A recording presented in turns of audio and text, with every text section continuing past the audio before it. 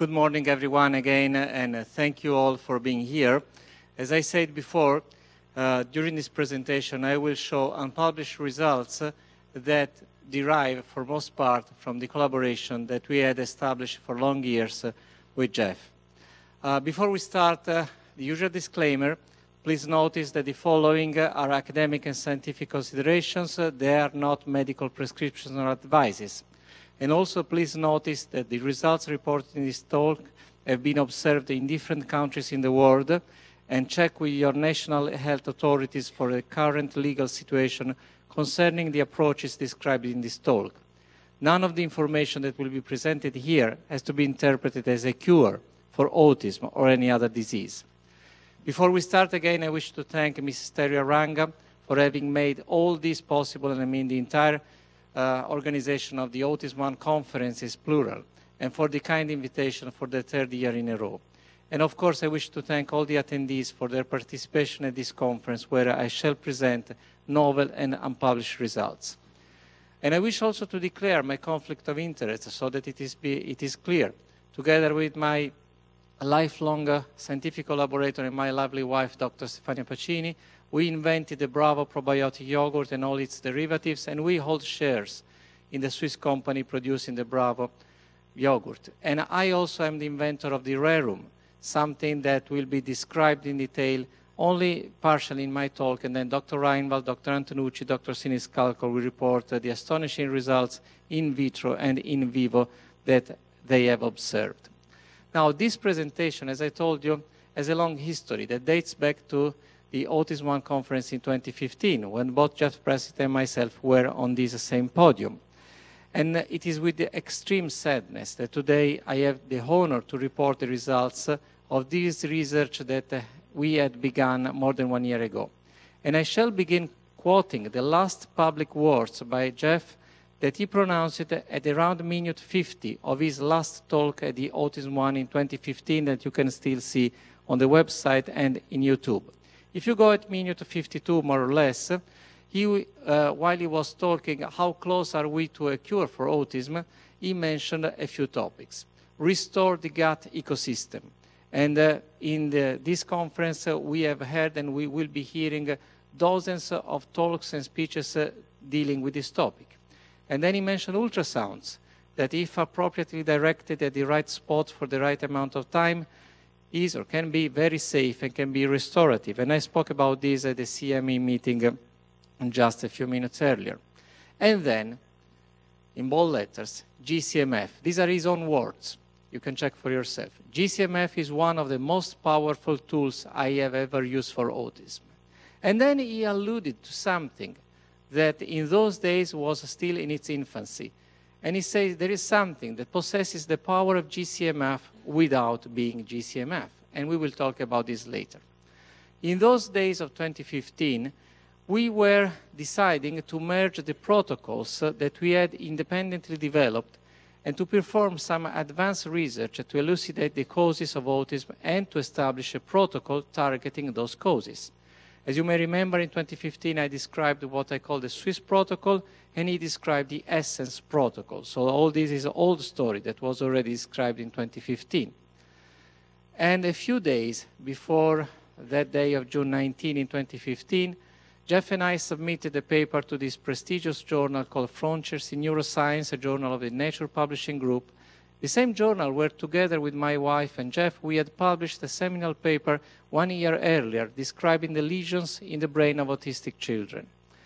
This is the paper that has already received more than 13,000 total views, which is quite of a record for a boring technical scientific paper, where we describe what we think are the pathogenesis, or to make it simple, the causes of autism.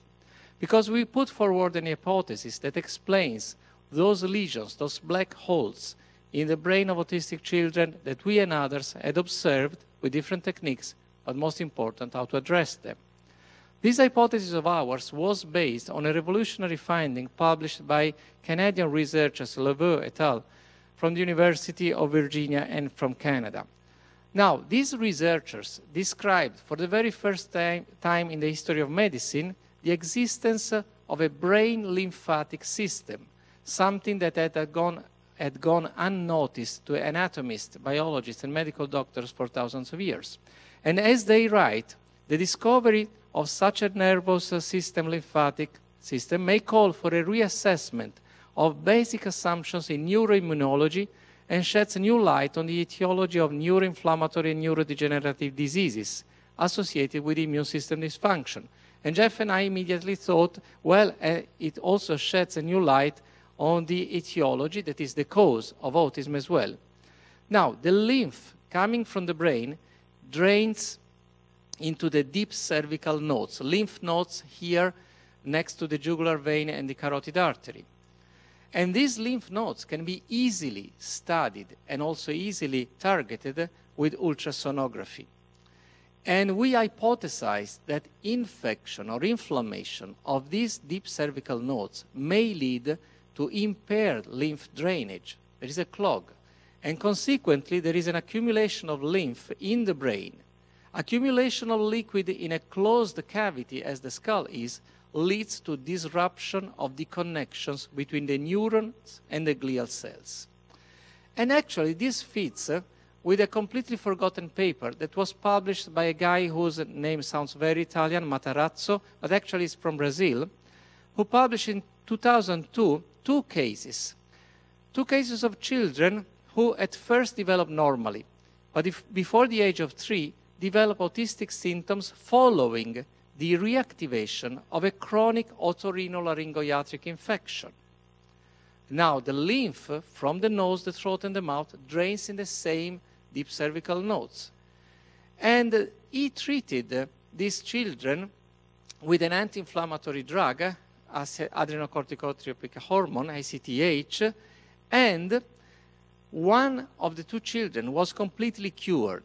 And the other patient, who was 2 years old when the autistic symptoms appeared and was treated 6 years later, showed a partial but definitive improvement. Now, this paper went completely unnoticed. Now it begins to make sense, because now we are postulating that if we are able to solve the inflammation at the level of the deep cervical nodes, we can restore the circulation of the lymph inside the brain. Why do we need to restore the circulation of the lymph inside the brain? Because quite obviously, if the lymphatic drainage is impaired, there is an accumulation of metabolites, toxins if you prefer, heavy metals, dead neuronal bodies. And this leads to the constant inflammation that Jeff and Antonucci and Siniscalco have already described, constant inflammation of the brain and the meninges, and this leads to alterations of brain development. But we also postulated something that is truly innovative, because we thought that the lymphatic system in the brain is not there as a case or a coincidence. Of course, it's a part of the immune system of the brain, and if the lymphatic drainage is impaired, this may decrease the immunological defense of the brain and its capability to fight pathogenic microbes that may penetrate into the brain, mainly from the intestine. In other words, it may alter the brain microbiome. So don't think that I'm crazy. There are microbes inside our brains. Point is that nobody had noticed them until a few years ago. It was in 2013 when researchers who were doing a rather trivial research, they were looking for opportunistic pathogens in the brains of people who had died of AIDS. This makes sense because AIDS brings severe immunological deficiency, and so it is rather logic that their brain may be contaminated or infected by microbes. Point is that when they looked for the brains of people who have died for other causes, who had no immunological deficiency, they found many microbes, essentially the same microbes that you find in soil and water, the same microbes that we assume with food, with what we drink, what we breathe. They write, in an organ, the brain, widely assumed to be free of infection agents in the absence of a specific disease process, they find a restricted but distinct bacterial population. And these are the population of bacteria that you find in soil and water, and they travel to the brain carried by cells of the immune system, mainly lymphocytes and macrophages. And please remember these cells, macrophages. To make it simple, in the brain there are microbes that are commonly found in soil and water. The cells of the immune system, the macrophages, carry these microbes to the brain, and as these researchers write, the influence of the microbes on the brain function is immense. So you can see their own words. Immense is a superlative. So now we have to deal with a totally new concept. We had just begun to adapt to the concept that the gut microbiome was important for the development of the brain, and now we have a new concept that Jeff and I put forward, the brain microbiome. And of course, the relationship between the brain microbiome, its alterations, and autism. We all know that the role of the gut microbiome in autism is very well acknowledged. And you can find scores, if not hundreds of papers in the most prestigious scientific journals describing the role of the gut microbiome. And 1 year ago, this is a slide from last year's presentation of mine, we began to postulating that the brain, the immune system, the gut, and the microbiome are not 4 separate organs or systems, but they may be interpreted as different anatomical and functional components of the same organ.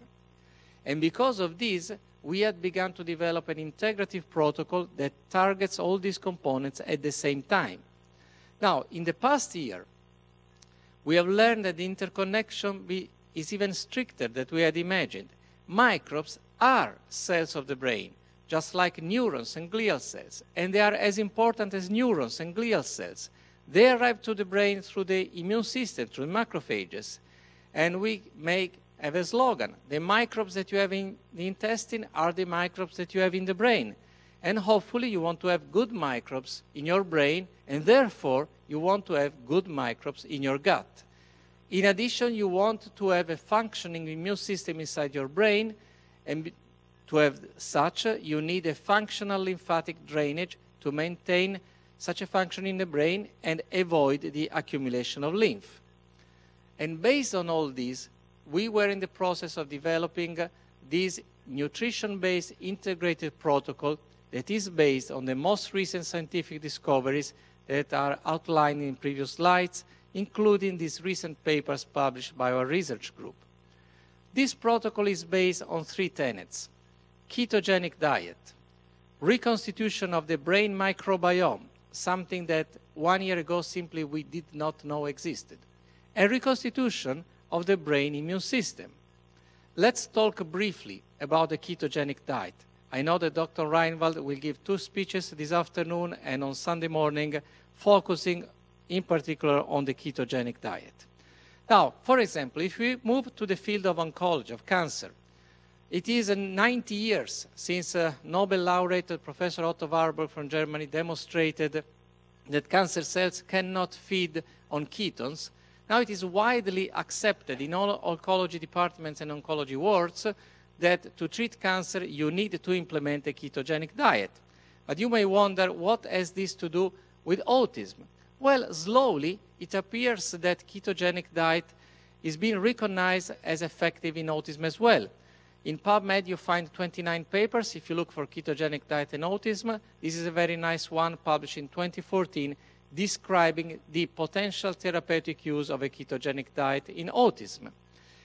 You may wonder, how is it possible that a nutritional intervention that was originally developed for cancer is also working in autism, and I anticipate also in other neurological conditions like Alzheimer's, multiple sclerosis, and so on? Well, the reason is rather simple, because if you go down at the molecular level, at DNA level, interestingly, the number of genes that are involved in the regulation of basic cell processes like proliferation, differentiation, apoptosis is rather small.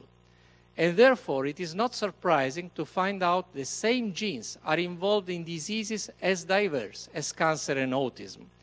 We began working on this relationship between cancer and neurological functions such as memory and differentiation and so on in 1989, when I still was at the University of Florence, and we published a number of papers on these topics. For example, in 1986, we described the role of a gene called RAS in cancer, and then in 2011 it was discovered that the same gene was involved in synaptic plasticity and mental disorders. It was in 1988 that we were working on the EGF receptor in cancer, and in 2011 it was discovered that the same gene was involved in autism. And in 1989, when I was at the National Cancer Institute of the NIH, we were working on the platelet-derived growth factor, and it was in 2010 when it was discovered that the same gene was involved in autism. And also the phosphatidylinositol metabolism, my first love as a researcher. I began working on that in 1987 in cancer, and later on in 2003 it was demonstrated that it was implicated in autism. To make it simple, a ketogenic diet, the same diet that was originally developed to fight cancer, is proving very effective in autism as well. Why? Because it works at the cellular and molecular level.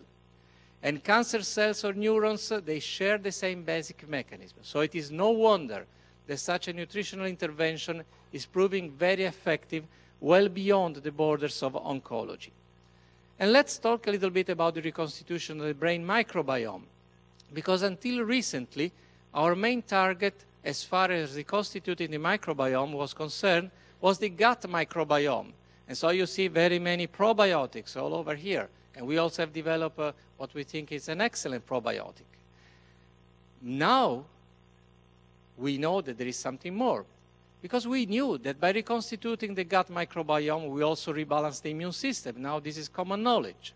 But now we know that we can also reconstitute, we have to reconstitute the brain microbiome and the brain immune system if you want to exploit the full effect of the knowledge of the myome. Now, having learned that microbes reach the brain using immune cells that are macrophages as vehicles, and knowing the importance of the brain lymphatic system, now we have all the elements, finally. It took decades, but now we have all the elements to reconstitute the brain microbiome and to reconstitute the brain immune system. Who are these two guys? Number one, Elia Mechnikov, the first one who described, who coined the word probiotics. In those times, microbes was equivalent to disease, infectious disease. But he said, listen, there are microbes that are good for us, and he called them probiotics. So we need to reconstitute the biome. Number two, who are these guys? Macrophages. We need to have efficient macrophages who can carry the microbes, the good microbes, to the brain and recirculate and provide this balance. Let's talk briefly about probiotics, and of course I'm biased, so I will talk about the probiotic that myself and my wife developed, the Bravo probiotic, which is more than a probiotic. Actually, Jeff always scolded me and said, you're wrong, you're wrong, you're wrong, you shouldn't call it Bravo probiotic, it is much more. I don't know whether his web page still is working, but he had a long web page on his, a long article on his web page saying it is much more than a probiotic. It is an entire ecosystem. Now, this is a product deriving from fermented milk and colostrum and contains, of course, microbial strains that reconstitute the healthy core microbiome. But maybe more important than this, something you don't find in encapsulated probiotics, it contains more than 200 newly formed peptides, proteins, and glycosaminoglycans, and the naturally produced immune-stimulating molecules, including naturally produced GCMF, that support the immune system, right, obviously, but also circulation and renal function, and this is important for detoxification, cardiac recovery, the serotoninergic pathway, the neuron function. And it is not us who make these claims, it is, they are these researchers from Nuremberg, Germany, or from Antalya, Turkey, or from Leipzig, Germany. In the Journal of Proteomics in 2015, I think it was June or July, that is less than 1 year ago, they described how in kefirs, and our product is very close to a kefir, something better, we hope, there are 236 newly formed peptides that can control blood pressure, bind minerals, have antithrombotic actions, antioxidant, can decrease the perception of pain, immunomodulating, antimicrobial, anti-cancer. So this is becoming common knowledge. And of course, we did a detailed analysis. This is how much GC protein, which is the precursor of GCMF, you find in this product. And then the enzymes released by the microbes will convert the GC protein to the active immunostimulating agent. Now you may wonder, what about dairies? Dairies intolerances. They do exist, we know, and sometimes autistic children are particularly sensitive to dairy products. Well, we took care of introducing some tricks so to avoid such intolerances. First of all, one of the microbes has a very strange name. It doesn't come from Mars. It comes from a researcher whose name was Marx, not Karl Marx, but still Marx. So it is called Cluiveromyces marxianus. Well, it is the microbe that is used to produce lactase. This means that at the end of the fermentation process, there is no lactose. And what about caseins? There are still some caseins. Most of the caseins are degraded by the proteolytic enzymes during the fermentation process, but at the end there are. Well, then listen to the advice from famous Dr. John Gray, who is an enthusiast of this Bravo yogurt. He calls it Bravo yogurt GCMF. And Dr. John Gray, if you go to his website or one of the many YouTube lectures of his, he will teach you how to use other routes, essentially how to make suppositories at home so that you can skip the stomach passage and completely avoid any type of intolerance. And he asked me to tell people to go to his tutorial where he teaches how to make suppositories with the Bravo yogurt. And now let's go to passage number 2. Because let's say that with the Bravo yogurt or other strategies, we have reconstituted a good gut microbiome. But now, in order to have a good brain microbiome, we need to activate macrophages so that they can carry the good microbes up to the brain, and so the good microbes can replace any bad microbes that could be there. And when it comes to activating macrophages, again, I like to quote some of the last words by Jeff when he says, if there is something he could not even mention by then because it wasn't ready. He pushed us so fast, but we weren't ready by May 1 year ago. There is something that possesses the power of GCMF without being GCMF. And again, Dr. Antonucci, Dr. Siniscalco, Dr. Reinwald will describe the clinical and in vitro results later on. We had to introduce some revolutionary changes. If we wanted something that was as powerful, if not more, of GCMF, not being GCMF. So we called it Rerum, taking inspiration by the encyclical letter of Pope Leo XIII in 1899, when he talks about revolutionary changes in the social doctrine of the Church, and he entitled his letter Rerum Novarum. So we thought Rerum was a good name. So what is Rerum that is produced in Germany? Rerum is the most advanced evolution of macrophage activating factor and derives from a research that began in 1985, more than 30 years ago, and continued with collaborations in Europe, United States, and Japan for more than 30 years. This is the first paper I published on this topic in 1985 in the Biochemical Journal when I was a young researcher. In the 90s, I was studying at the NCI in Bethesda another macrophage activating factor, not GCMF, but CSF1. But also this one activated macrophages, and we learned the molecular mechanism at the basis of its effect. In 2010, together with Yamamoto, we published this paper that we presented at the World AIDS Conference in Vienna, Austria, where we describe how stimulation of the immune system may lead to the eradication of HIV infection. And based on this detailed knowledge of the molecular mechanism of action of macrophage activating factors, I underline S, factors, plural. There is not only GCMF that activates macrophages, there is also CSF1. So I thought, what do they have in common, these two different proteins? Because if I find what they have in common, I can do without the proteins and use only the active parts. And we published a lot, all these boring ribbons, molecular models, to have finally the answer. The active sites of macrophage activating factors, plural, including GCMF, are a sugar that is called N-acetylgalactosamine, the one that is removed by the famous or infamous nagalase, vitamin D, oleic acid, and chondroitin sulfate, a glycosaminoglycan that nobody had thought about until recently, but I found what has been known for decades. Chondroitin sulfate is made by N-acetylgalactosamine.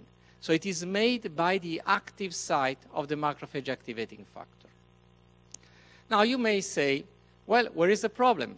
I go and buy some vitamin D, I go and buy some chondroitin sulfate, I go and buy some oleic acid, or even better, extra virgin olive oil. And I use them together and I may have some effect. And you may have some effect. You have effects that have been described. But in rerum, the vitamin D and the oleic acid are bound together to a non-protein backbone. So here there is no protein derived from human blood. And this non-protein backbone is chondroitin sulfate. And chondroitin sulfate is made by N-acetylgalactosamine. And now having all the three components in a single supramolecular assembly, as we say in scientific jargon, amplifies their respective biological effects. So if you take macrophages in vitro and you stimulate them with chondroitin sulfate, let's assume that the effect is 10. And then it is 10 for vitamin D and 10 for oleic acid. At the end, you have 30. But if you bind the three molecules together so that they can stimulate the macrophages at the same time in one single molecule, then you multiply 10 by 10 by 10, and the effect is 1,000. And again, this afternoon and tomorrow, Dr. Siniscalco, Dr. Antonucci, Dr. Rival will give you detailed demonstration of what I'm saying. These are boring chemical reactions to show you how we put together these molecules. On top you have chondroitin sulfate, on the bottom you have oleic acid, and you have the chemical interaction hydrophobic, hydrophilic, acid-basic, and the same happens more or less with vitamin D3. So just to tell you that we know chemistry, we know biochemistry, and we had to work a lot before we could have this supramolecular assembly. And now, what can we say? Does this rerum offer advantages over the old injectable GCMF that was based on a protein backbone? In our opinion, it does. First of all, it is not derived from human blood. And you know that GCMF has been banned in the United Kingdom and United States and somewhere else in the world because of all the problems associated with a protein that was extracted from human blood. Since it is not a protein, it is not digested by the acid of the stomach, at proteases of the stomach. On the contrary, its bioavailability is increased by digestion. It is heat stable, does not require any particular care for storage or shipping. It is not a protein. Does not induce allergic reactions because glycosaminoglycans are notoriously non-allergenic. And it is a dietary supplement because it is composed by well-known dietary supplements that have been used for decades, and it is registered in Europe and Switzerland as such. It is inherently safe because all the components have been used for decades in human medicine. For example, in the United States, the FDA regulates chondroitin sulfate as a dietary supplement. And in Europe, formulations containing chondroitin sulfate are approved as drugs with evidenced efficacy and safety demonstrated by clinical trials. It is very bioavailable at variance with long proteins such as GCMF. This is due to the inherent flexibility of the chondroitin sulfate backbone and to the presence of fatty acid oleic acid. And thanks to this peculiar combination of hydrophilic and hydrophobic domains, it is rapidly absorbed through a variety of routes that the physician will choose, and it is immediately bioavailable. And also it is nano-sized. This means that its contact surface is about 1,000 folds wider or greater than that of a long protein such as the GCMF. And because of this, the rerum is able to reach a much larger number of targets in the human body. As far as potency is concerned, make a simple calculation. One molecule of GCMF has one moiety of alpha-N-acetylgalactosamine, binds one molecule of vitamin D and one molecule of oleic acid. One molecule of rerum has 50 N-acetylgalactosamines, binds 50 molecules of vitamin D, and binds 50 molecules of oleic acid. Dr. Reinwald gave a very nice interview to famous British journalist Clive de Carle. You can find it on YouTube, and he will explain you at length why rerum is 50 times more potent than GCMF. Obviously, it is manufactured in a state-of-the-art GMP-certified facility in Europe, in northern Germany, one of the best in the world. Biological effects. I think I still have time because I have a surprise for you toward the end. Because I know scientific presentations may be boring. I am bored myself. So, how do we assess its efficacy? That's rather simple. You don't have to count on fancy markers, expensive parameters, things that takes 3 months to have the results. Simply ask your doctor to grab an ultrasound system and take a look at your spleen or take a look at your liver before and after the administration of the rerum. Because of the activation of the macrophages will release something that is called nitric oxide. Nitric oxide is a powerful antiviral, anti-cancer agent, which also causes vasodilation. And vasodilation, that is increased blood flow, can be easily measured by ultrasonic color Doppler technique with a common ultrasound system. And so you can look for yourself. You look at the activation of macrophages in your spleen, where most macrophages are present, before and after the rerum, and that's what you see. An increase in color, which means an increase in blood flow. And the same happens thanks to the stimulation of endothelial cells that release nitric oxide in the kidney. Why the kidney is important? Well, I think that all of us acknowledge the importance of detoxification, but if the kidney doesn't receive enough blood, cannot detoxify anything. So you can take the best detoxifying agents, but if you don't have an increase in blood flow in the kidney, those agents will do very little. Now, you may think, hold on.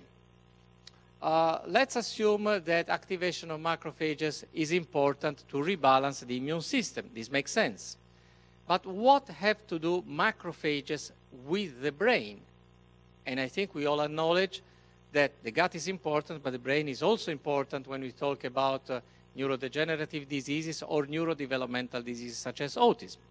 Well, let me tell you that those who work with Alzheimer, for example, have very recently, in August 2015, demonstrated that if you activate macrophages and you increase their number in the circulation, you end up seeing microglial cells that are the macrophages inside the brain of Alzheimer models, and these macrophages inside the brain, they eat, so to speak, the amyloid plaques that are the aberrant proteins that are the cause of Alzheimer. And concomitantly, you see an improvement in the symptoms. In other words, memory comes back. So now it is becoming clear that if you activate macrophages at the periphery, those macrophages will travel to the brain, will bring the good microbes, will rebalance the brain microbiome, and also will take care of the lesions that are inside the brain. And again, this is not my research. This is research done by somebody by people who were dealing with Alzheimer. And of course, nowadays, thanks to the transcranial ultrasonography that we developed together with Jeff Bradstreet, we are able to see these things in the brain of autistic children as well as in the brains of people with other conditions. And we can also measure something that's very interesting, and again, you can measure for yourself, a serotoninergic response. You know that serotonin is the so-called molecule of well-being, molecule of happiness. All psycho drugs, they work on the serotonin pathway. Well, now you have a very, very natural way of targeting the serotoninergic pathway. You simply look at your pupils. They dilate when you have a serotoninergic response. This is something you can assess for yourself. So here we have this sort of a trinity of a natural nutritional immunotherapy. On top, Professor Otto Warburg, representing ketogenic diet. In my opinion, and this was the same opinion of Jeff, nutrition is the basis. Whether you deal with autism or you deal with cancer, with Alzheimer or with Lyme disease, nutrition is the basis. And we have found that the ketogenic approach, that of course has to be differentiated. In cancer, you want to achieve certain levels. In autism, you don't need to be so drastic, is the basis. And then we have Elia Mechnikov, the role of probiotics, but not simply to reconstitute the gut flora. Of course, it is important. Now we know that probiotics, they do much more. They also reconstitute the brain microbiome. And then I couldn't find anybody. I couldn't put my picture or the picture of Dr. Reinwald to symbolize the rerum. That is the role of macrophages, of activating macrophages, that, as I have told you, they don't have a role simply in the immune system. Now we are learning they have a role inside the brain. But after all this being said, does it work? That's the big question mark. All this may make sense, or at least I did my best to present all this in a logic way, so it may make sense. You may check for yourself. Well, I think that I am too biased to say whether it works or not, and therefore it is my honor and privilege to invite here on stage Mrs. Heidi, who happens to live next to us in Arizona and who has been a patient of Dr. Antonucci, and so she will report her story. Heidi, please come here.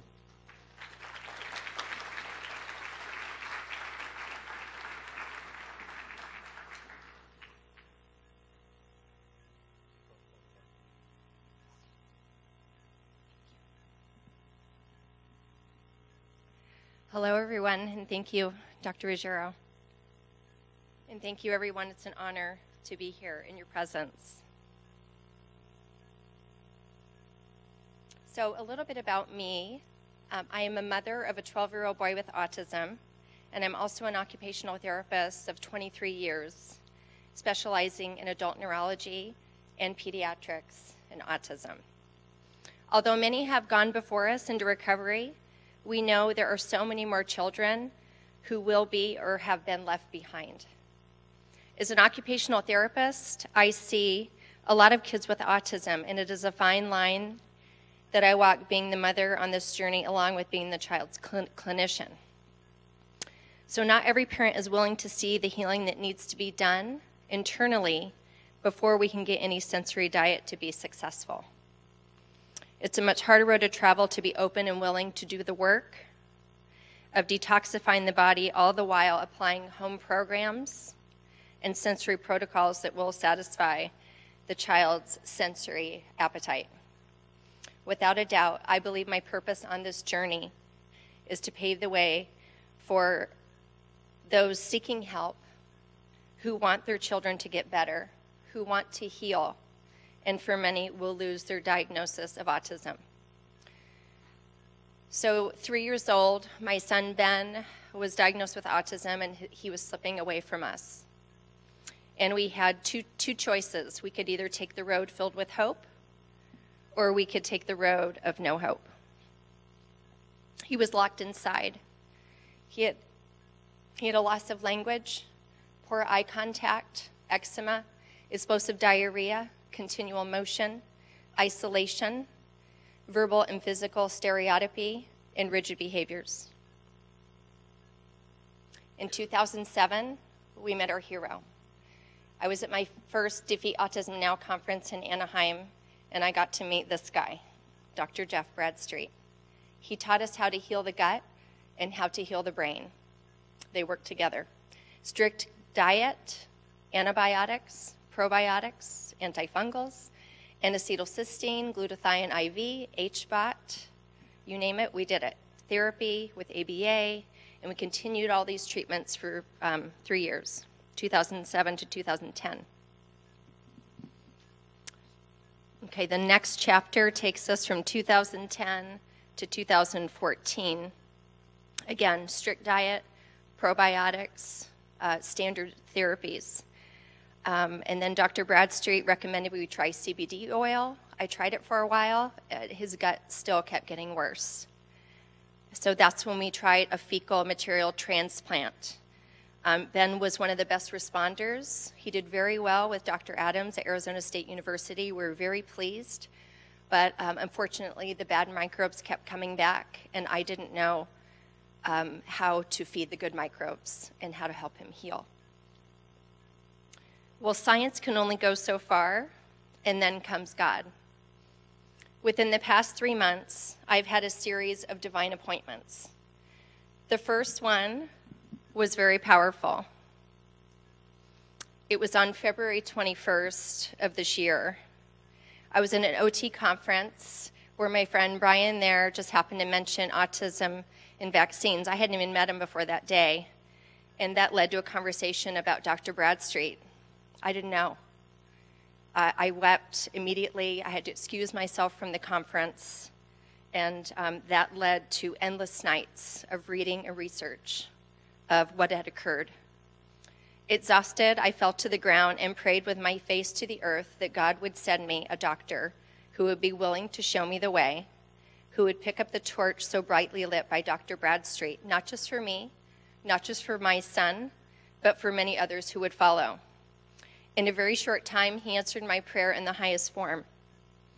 He sent me Dr. Ruggiero and also Dr. Peccini, Dr. Antonucci, and Dr. Reinwald. They came in a package. I quickly learned these. For me, they're my little package.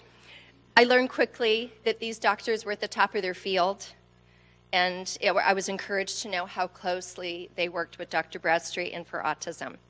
So for such a time as this is our timeline. February 28th, ketogenic diet. March 1st, Bravo yogurt. In just 3 days on those two things, we noticed increased eye contact. He was calmer. He would sit quietly for a TV show, which was out of the norm for him. In just 1 week, he was no longer wetting the bed. His belly bloating was gone. He was sleeping through the night, sitting still for meals, seeking out other activities, playing outside with other kids, and moving through his morning routine with just one verbal prompt. My husband and I were amazed. March 28th, introducing Rerum. The very next day, his speech therapist reported absolutely no need for redirection. He was calm, focused, increased social interaction with other kids, hand flapping was gone, no visual stimming, had markedly increased core strength, and will now jump on a trampoline the way a typical child does. So these are the beautiful things we are seeing with our wonderful son. Improved reading skill, new language, generating his own ideas, relaxed and calm, no more bedwetting, improved social interaction, initiating his own responsibilities, and articulation of internal healing.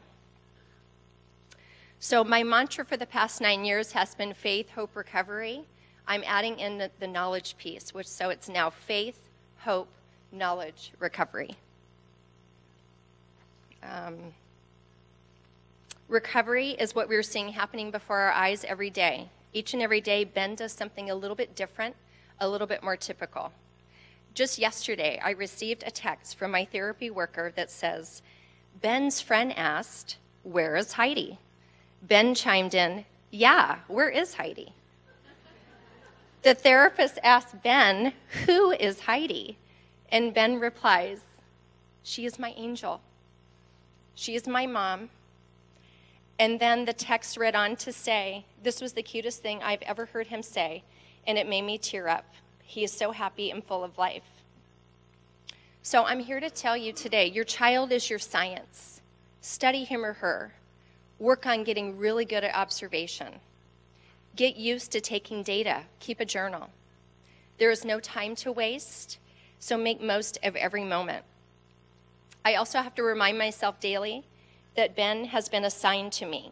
He has been entrusted to me. As his mother, I believe the almighty physician has chosen to heal him of autism. The entire course of my life has shifted in such a way in the past 3 months that this could only be from a divine source.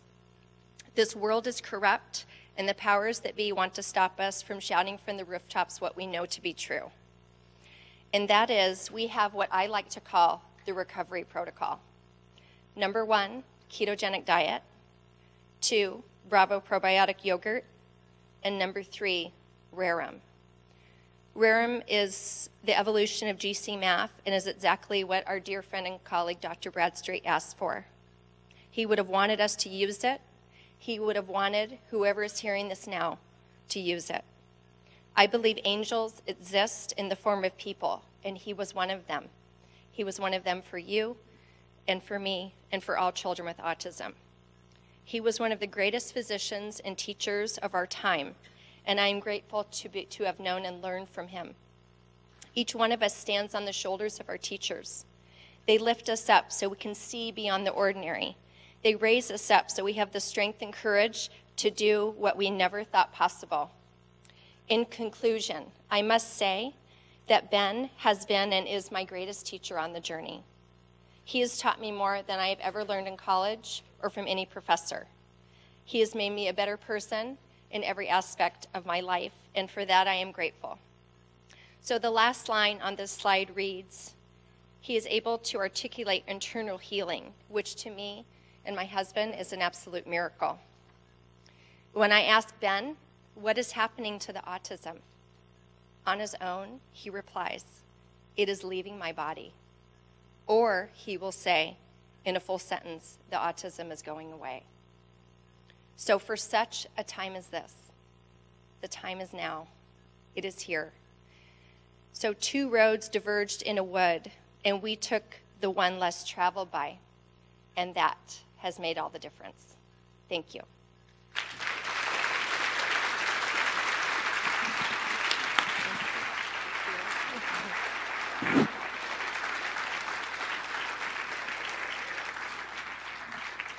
Thank you so much. We are running over time. I think we are already late. So Heidi and myself and Dr. Reinwald, Dr. Nucci will be here until Sunday afternoon.